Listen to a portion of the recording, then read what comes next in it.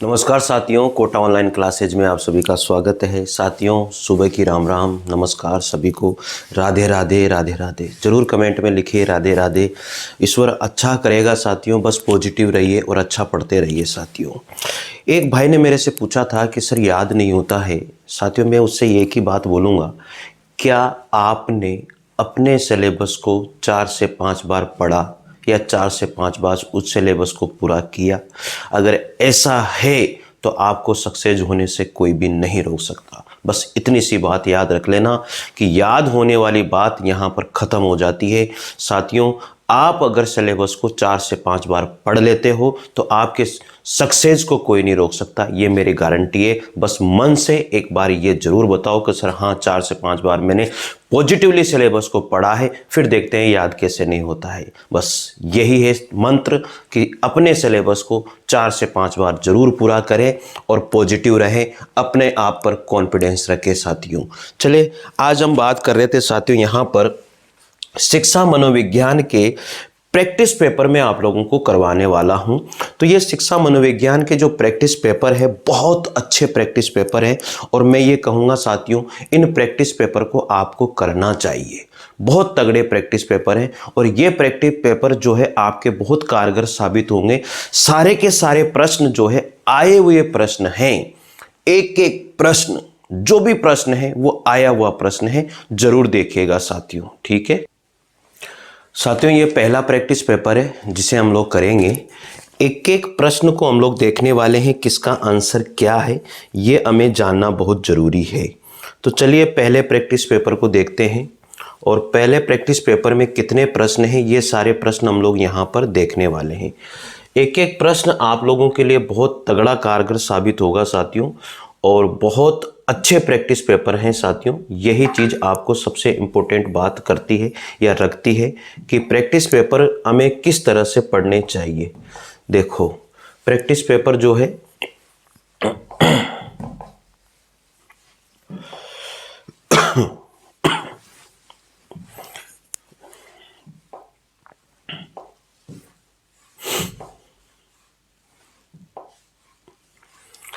पहला practice paper ये रहा आप लोगों के सामने। बहुत अच्छा प्रैक्टिस पेपर है जो आप लोग देखिएगा।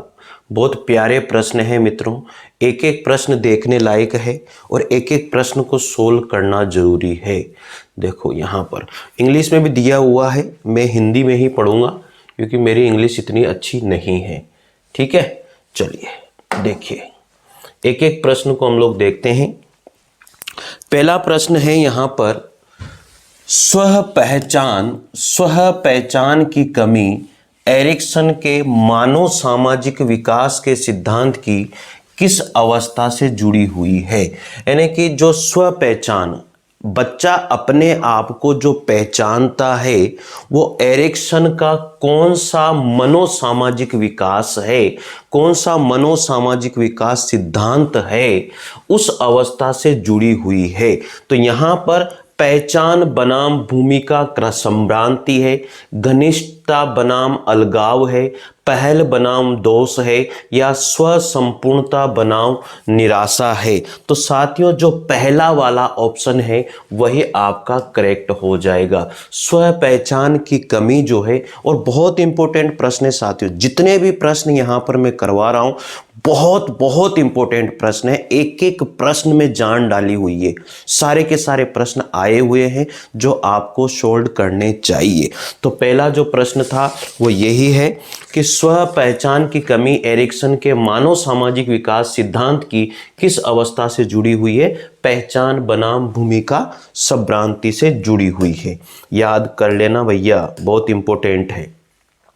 अगला प्रश्न आता है, निम्नलिखित में अपराधी बालकों के उपचार एवं शिक्षा के लिए कौन सी निरोधात्मक प्रविधि है। निम्नलिखित में जो अपराधी बालक होते हैं उनके उपचार और शिक्षा के लिए कौन सी निषेधात्मक प्रविधि है। यानी कि इन बालकों को उस जगह से रोकने के लिए किस प्रविधि का प्रयोग किया जाता है साथियों। तो यहाँ पर आ जाएगा बाल अपराध न्यायालय, पुनर्वास विधि, माता पिता का स्नेह या प्यार या मनोगतिक विधि। विधि। तो सबसे बेस्ट ऑप्शन होगा सी, माता पिता का प्यार उन्हें मिलना बहुत जरूरी है, उससे वो बदल सकते हैं, उस अपराध प्रवृत्ति से वो रोके जा सकते हैं। तीसरा प्रश्न यहां पर आता है, देखिए अब तीसरे प्रश्न पे हम लोग बात करेंगे। तीसरा प्रश्न यहां पर आता है मित्रों, वो प्रश्न है निम्नलिखित में से सी यंग द्वारा प्रदत्त अंतर्मुखी विकास प्रकार व्यक्तित्व की विशेषता नहीं है। आत्म केंद्रित, आशावादी, बौद्धिक, व्यस्त या फिर सैद्धांतिक। यहां पर कौन सी जो है यंग द्वारा प्रदत्त अंतर्मुखी विकास व्यक्तित्व की विशेषता नहीं है। तो सी ऑप्शन यहां पर आत्म केंद्रित, बौद्धिक, व्यस्त और आशावादी। आशावादी प्रवृत्ति वो नहीं बताते हैं, इससे वो खंडन करते हैं। फोर्थ नंबर का प्रश्न है निम्नलिखित में से कौन से प्रेरकों के मापन हेतु अप्रत्यक्ष विधि मानी जाती है। तो फोर्थ नंबर के ऑप्शन में हो जाएगी वाक्य पूर्ति तकनीकी। साथियों स्पीड से करेंगे, आप लोग भी स्पीड से पढ़ लेना। निम्नलिखित में से कौन सी प्रेरकों के मापन हेतु अप्रत्यक्ष विधि मानी जाती है। वाक्य पूर्ति तकनीकी विधि मानी जाती है। पांचवा प्रश्न आता है मित्रों यहां पर कोहलबर्ग के नैतिक विकास के सिद्धांत अनुसार कौन सी उन्मुखता किशोर अवस्था से संबंधित है। जो कोहलबर्ग का जो है नैतिक विकास का जो सिद्धांत है, उस सिद्धांत के अनुसार कौन सी उन्मुखता किशोर अवस्था से संबंधित है। तो पांचवें क्वेश्चन का आंसर हो जाएगा सामाजिक अनुबंध। कौन सा? सामाजिक अनुबंध। ठीक है, चले आगे अगले प्रश्न की ओर बढ़ते हैं। अगला प्रश्न है छठे नंबर का प्रश्न। देखो, अधिकांश व्यक्तियों की बुद्धि औसत होती है, बहुत कम लोग प्रतिभा संपन्न होते हैं और बहुत कम व्यक्ति मंद बुद्धि के होते हैं। यह कथन किस प्रतिस्थापित सिद्धांत पर आधारित है? बुद्धि और जाति विभिन्नताओं पर, बुद्धि के वितरण पर, बुद्धि की वृद्धि पर, बुद्धि और लैंगिक विभिन्नताओं पर। तो छठे प्रश्न का आंसर क्या होगा? जल्दी से फटाफट दीजिए, कमेंट बॉक्स में आपको देना है। तो यहां पर छठे प्रश्न का आंसर हो जाएगा बी, बुद्धि के वितरण पर। सातवां प्रश्न आता है साथियों, अशाब्दिक बुद्धि प्रेक्षणों का प्रयोग किया जा सकता है। अशाब्दिक बुद्धि प्रेक्षणों का प्रयोग किया जा सकता है किस पर? अशाब्दिक बुद्धि प्रेक्षणों का प्रयोग किस आधार पर किया जा सकता है? सभी आयु वर्ग के व्यक्तियों के लिए, अशिक्षित वर्ग के लिए, या फिर सिर्फ बच्चों के लिए, या शिक्षित व अशिक्षित दोनों प्रकार के व्यक्तियों के लिए किस आधार पर किया जा सकता है? तो यहां पर हो जाएगा अशिक्षित वर्ग के लिए हम लोग जो है अशाब्दिक बुद्धि परीक्षण को कर सकते हैं। यह मोस्ट इंपोर्टेंट क्वेश्चन है साथियों। चलिए आगे बढ़ते हैं। प्रैक्टिस बहुत जरूरी है भैया, और अब तो रीट का एग्जाम वैसे भी आने वाला ही है, तो प्रैक्टिस आप करते रहिए, बहुत तगड़ी प्रैक्टिस कीजिए। एक पेपर रोज आप लोगों के पास आने वाला है, एक प्रैक्टिस पेपर रोज आप लोगों के साथ मैं करने वाला हूं। निम्नलिखित में से कौन सा सुपर द्वारा प्रस्तावित रुचि का प्रकार नहीं है? सुपर द्वारा रुचि का प्रकार नहीं है। अभिव्यक्त रुचियां, आंकलित रुचियां, या सूचित रुचियां, या स्थितिपरक रुचियां, कौन सा इसमें नहीं है साथियों? तो 8वें नंबर का जो आंसर हो जाएगा वो हो जाएगा स्थितिपरक रुचियां इसमें नहीं है। 9वां प्रश्न है निम्नलिखित में से कौन सा कारक मंद बुद्धि बालक के लिए आवश्यक नहीं होता है? सीखने की मंद गति, शारीरिक दोष, अमूर्त चिंतन का अभाव, या मौलिकता, कौन सा कारण इसमें नहीं देखने को मिलता है? तो 9वां प्रश्न जो आता है साथियों उसमें ऑप्शन हो जाएगा, उसमें सीखने की मंद गति तो होती है, शारीरिक दोष भी होता है, अमूर्त चिंतन का अभाव भी होता है, इसमें मौलिकता देखने को नहीं मिलती है साथियों। तो ये ऑप्शन इसका राइट हो जाएगा। वह प्रथम मनोवैज्ञानिक जिसने मानव व्यक्तित्व के अवचेतन भाग की व्यवस्थित रूप में छानबीन का प्रयास किया था, वह प्रथम मनोवैज्ञानिक कौन था जिसने मानव के व्यक्तित्व के लिए अवचेतन भाग को व्यवस्थित रूप में प्रयास किया, पूरा का पूरा आप लोगों को अवचेतन को समझाया? तो वो जो है वो कौन था? Albert बांडुरा, E.L. थॉर्नडाइक, या मैक्स वर्दीमर, या सिगमंड फ्राइड? तो कौन था वो? सिगमंड फ्राइड इसमें आंसर हो जाएगा साथियों। अगला क्वेश्चन, अगले प्रश्न की ओर बढ़ते हैं। 11वां नंबर का प्रश्न है, अधिगम विकलांग बच्चे अधिगम विकलांग बच्चे अधिकतर होते हैं? आक्रामक होते हैं या संगठित होते हैं या संगत होते हैं या फिर निम्न उपलब्धि वाले होते हैं? तो कैसे होते हैं? अधिगम जो विकलांग वाले बच्चे हैं वो निम्न उपलब्धि वाले होते हैं क्वेश्चन के अनुसार। अगला प्रश्न है, रॉबर्ट एम गेने अनुसार निम्न में से कौन सा अधिगम का प्रकार नहीं है? यहां पर नहीं पूछा है। अंतर्दृष्टि अधिगम, संकेत अधिगम या श्रृंखला अधिगम या शाब्दिक अधिगम, कौन सा प्रकार इसमें नहीं आएगा? तो इसमें नहीं आएगा अंतर्दृष्टि अधिगम, इसका आंसर हो जाएगा साथियों। ठीक है, तो 12वें नंबर के प्रश्न का आंसर हो जाएगा ए। यहां पर अगला प्रश्न आता है 30 नंबर का, समायोजन व्यक्ति की जो उसकी आवश्यकता, इच्छाओं एवं वातावरण के कारकों के बीच संतुलन बनाए रखती है, जो इनकी संतुष्टि में सहायक है। बहुत इंपॉर्टेंट प्रश्न है भाई। समायोजन व्यक्ति की जो उसकी आवश्यकता, इच्छाओं एवं वातावरण के कारकों के बीच संतुलन बनाए रखती है, जो इनकी संतुष्टि में सहायक है। 13 नंबर का प्रश्न कर रहे हैं, वाक्य को नीचे दिए गए शब्दों में से सही को चुनकर पूरा कीजिए। तो इसमें योग्यता, क्षमता, धैर्य और विवस्था, इसमें योग्यता वाली बात हम लोग यहां पर कर सकते हैं। मेरे हिसाब से दिख रहा होगा आप लोगों को। थोड़ा सा और बड़ा कर देता हूं, इन शब्दों को थोड़ा सा और बड़ा कर देता हूं। चलिए, अब दिख रहा है? हाँ, नहीं तो फिर दिक्कत हो जाएगी, पूरा दब जाएगा भैया। ठीक है, क्वेश्चन तो पूरा दिखे ना कम से कम। हाँ, इससे बड़ा नहीं कर सकता बस। ठीक है, तो हम लोगों ने 13 नंबर का प्रश्न कर लिया है।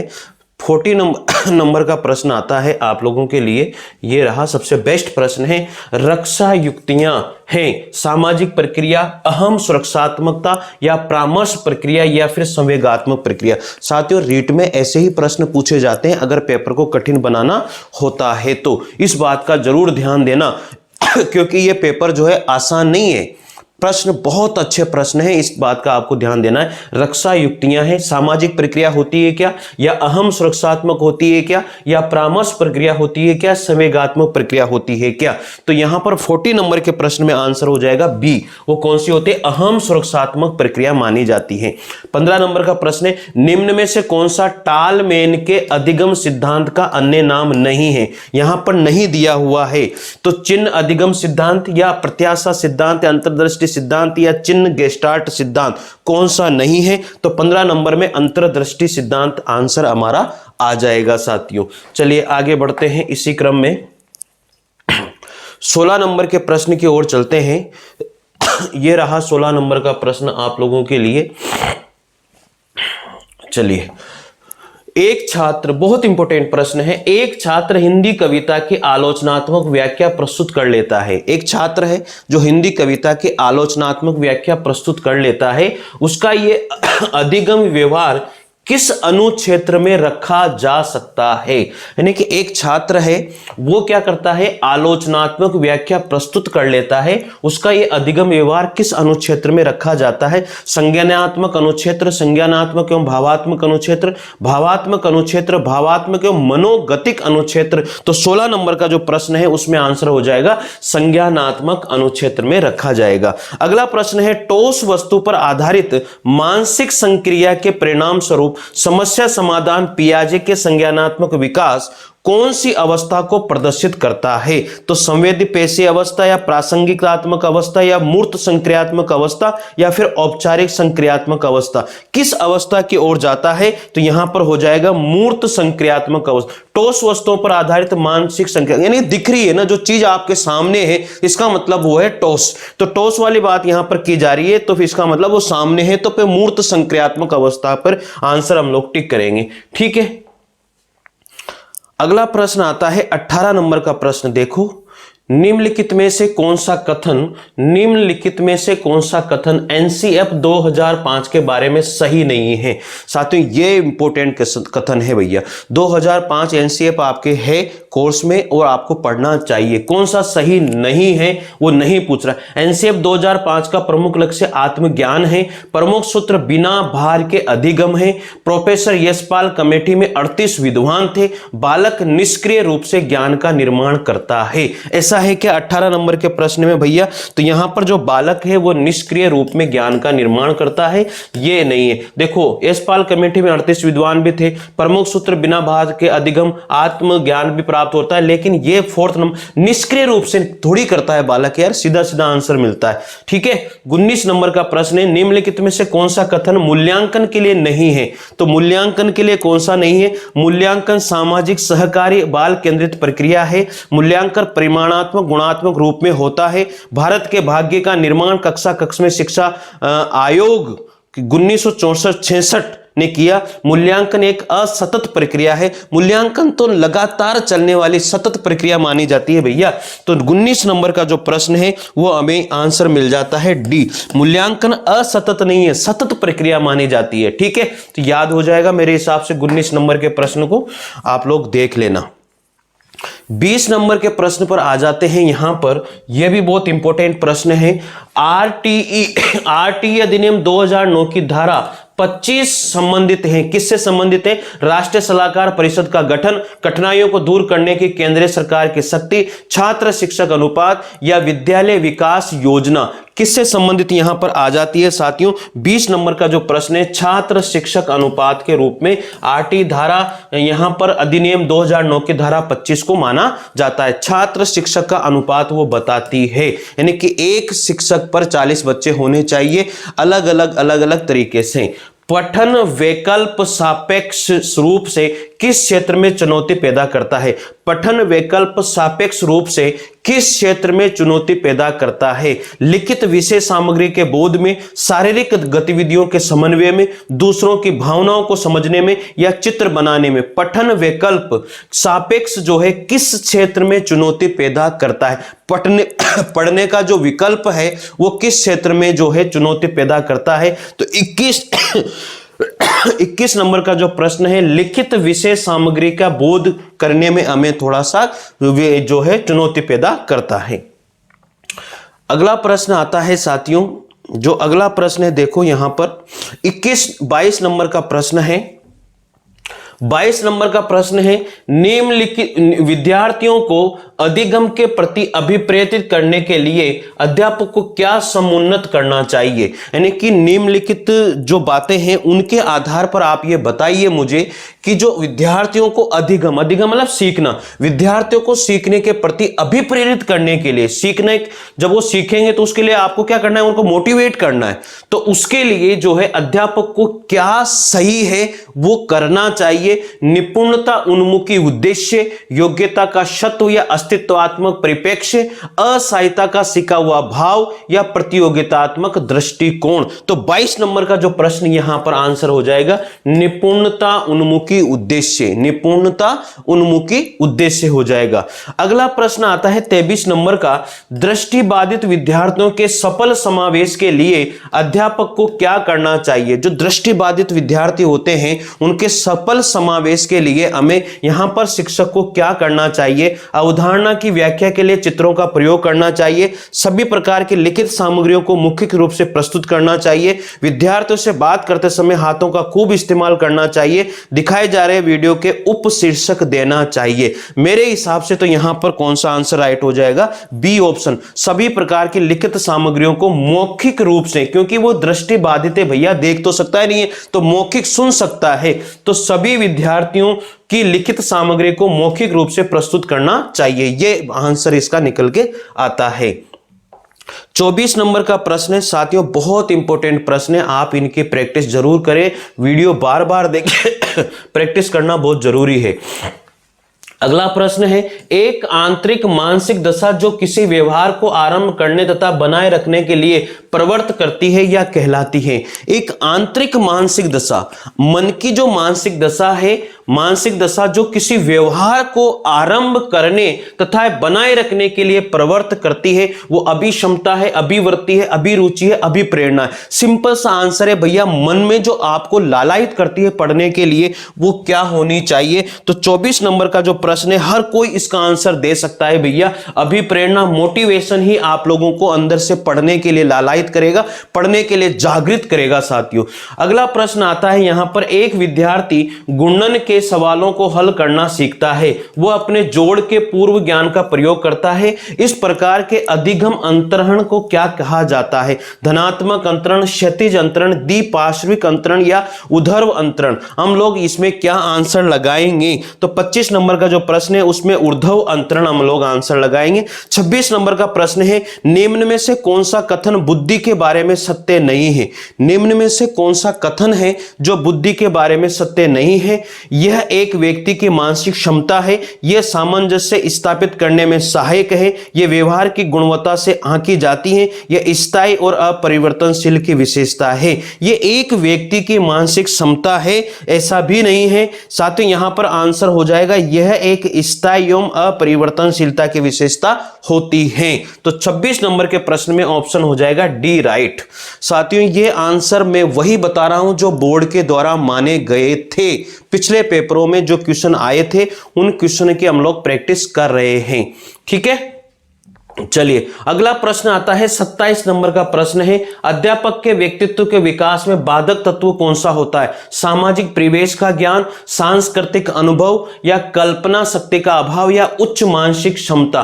तो 27 नंबर का जो ऑप्शन हो जाएगा साथियों कल्पना शक्ति का अभाव, यानी कि अध्यापक के व्यक्तित्व के विकास में बाधक तत्व है। अगर वो कल्पना यानी कि सोच नहीं पा रहा है तो वो फिर मामला गड़बड़ है वहां पर। ठीक है, अवधान के लिए संवेग है, अवधान के लिए अर्जित प्रेरणा, सामान्य क्रिया, आंतरिक प्रेरणा या अनावश्यक भाव। यानी कि अवधान के लिए जो इमोशनल फॉर द अटेंशन आर ए अर्जित प्रेरणा, सामान्य क्रिया, आंतरिक प्रेरणा, अनावश्यक भाव। अनावश्यक भाव होना बहुत गलत होता है, तो यहां पर आंसर हो जाएगा सामान्य क्रिया वाली बात। ठीक है साथियों, आगे बढ़ते हैं इसी क्रम में। बहुत इंपॉर्टेंट है भाई, बहुत इंपॉर्टेंट है क्वेश्चन है, आप लोग इनका थोड़ी सी प्रैक्टिस करोगे तो मजा आ जाएगा। ये रहे 2 क्वेश्चन साथियों, हर पेपर में 30 प्रश्न रहेंगे क्योंकि आपके वहां पर 30 ही प्रश्न साइकोलॉजी के आते हैं और इनकी प्रैक्टिस करना। ठीक है, बार बार वीडियो देखना, हो जाएंगी चीजें। ठीक है, अगला प्रश्न है, स्किनर ने व्यक्तिक विभिन्नता की विशेषता नहीं मानी है। शील गुणों का परस्पर संबंध, आनुवंशिकता और वातावरण प्रभाव, असामान्यता या शारीरिक विकास। तो स्किनर ने व्यक्तिक विभिन्नता की विशेषता यहां पर क्या नहीं मानी है साथियों? ये नहीं मानी है डी, शारीरिक विकास नहीं मानी है। किशोर अवस्था की विशेषताओं को सर्वोत्तम रूप से व्यक्त करने वाला एक शब्द है।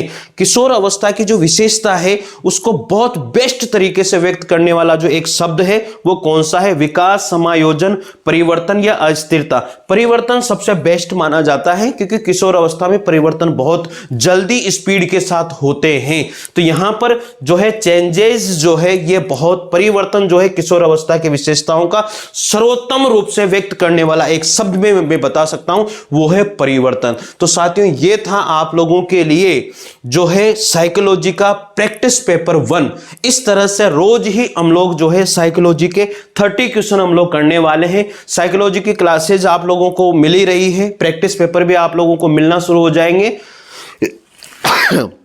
सॉरी।